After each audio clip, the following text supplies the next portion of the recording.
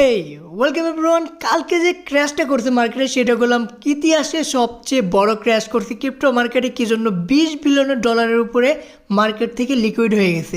মানে এত পরিমাণ টাকা মার্কেট থেকে চলে গেছে। এখন আবারও মার্কেট আগের পজিশনে আসতে ভাই অনেক টাইম লাগবো। আর এটা কী জন্য হইলো আর কী কারণে হইলো? অনেকেই বলতেছে যে ট্রাম্প এখানে যে নোবেল প্রাইজে সেটা পায় নাই, তারপরে তার ট্যারিফ লাগাইছে চায়নার 100%, সেটার কারণে।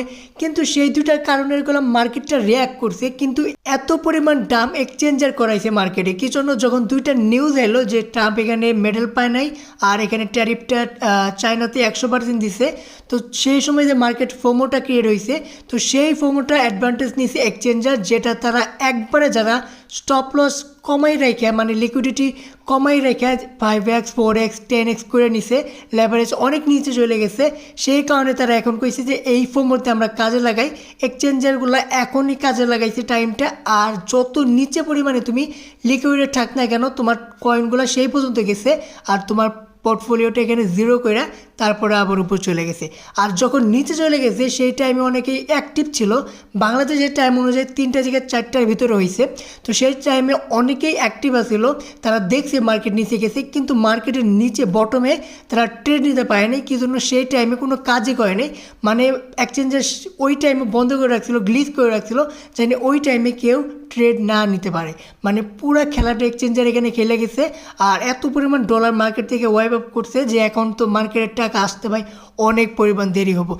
কিছু কিছু কয়েন $3 $3.5 ছিল, সেইগুলো ভাই 50 সেন্ট 20 সেন্ট পর্যন্ত চলে এসে। তো এটা ভাই কমনই, বুঝতে পারতো যারা বুঝো। কিন্তু ভাই এত নিচে জীবনেও আসে না, যত মারাত্মক নিউজে থাকে না কেন।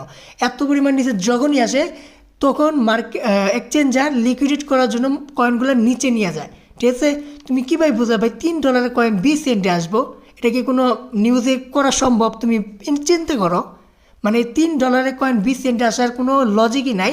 এটা শুধুমাত্র ওই পরিমাণ নিচে লিকুইডেট বেশি আসছিল, তো এক্সচেঞ্জার ওই পর্যন্ত নিয়ে গেছে আর লিকুইডিটি সবগুলা শেষ করে ফেলাইছে। যারা লং করে রাখছিল তাদের লিকুইডিটি ওই পর্যন্ত আসছিল, তারা সব শেষ। তো ভাই এটা শুধুমাত্র এক্সচেঞ্জারের খেলা, এক্সচেঞ্জারের সবাইরে বাস দিয়ে ফেলাইছে।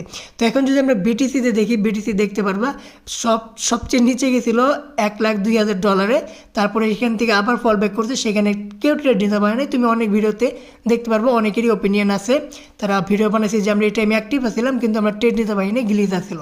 তো পুরো এক্সচেঞ্জার এখানে বাটপারি করছে পুরো মার্কেটের সাথে। আর এখন এখানে কি হতে পারে? তো এখান থেকে নিচেও আসতে পারে, উপরে আসতে পারে। কি জন্য? যে বটম লাইনটা এখনই আছে সেটা একটা সাপোর্ট জোন, সেটা ক্রস করে লিকুইডিটি নিছে। তো এখান থেকে উপরে যাওয়ার সম্ভাবনা আছে, আবার নিচেও আসতে পারে। নিচে আসে এই জোনটা আবারও ধরতে পারে, তারপর আবার উপরে যেতে পারে। তো মার্কেটের সিনারিও এখন কিচ্ছু বলা যাবে না। আর এখন কোনো বাইটাই কিছু করেও না, কি জন্য মার্কেট আবার পজিটিভ হতে অনেক সময় লাগতে পারে। কি জন্য অনেক পরিমাণ ডলার মার্কেট থেকে চলে গেছে। তো ইথিরিয়াম এখানে আবারও উপরের দিকে যাওয়া শুরু করছিল। তো এখন তো 12% কালকে ড্রপ হয়েছে, এখন আবার প্লাসের দিকে যাইতেছে। তারপরে বেশি পরিমাণ যাবো না, এখানে রেলি করতে পারে, যেমন আপ ডাউন একটা রেলি করতে পারে, তারপরে দেখা যায়। কিন্তু এখানে আমি কিচ্ছু করবো না, কি জন্য মার্কেট এখন কোথায় কী হবে কেউ বলতে পারবে না। তো তুমি তোমার হিসাবে কাজটা করে নিও। এখন কোনো কিছু ট্রেড বাই না করাই আমার পক্ষে ভালো হবে তোমার জন্য। কি জন্য মার্কেট এখন বলা যায় না। ঠিক আছে? তো আশা করি বুঝতে পারছি। দেখা হবে পরের ভিডিওতে। বাই।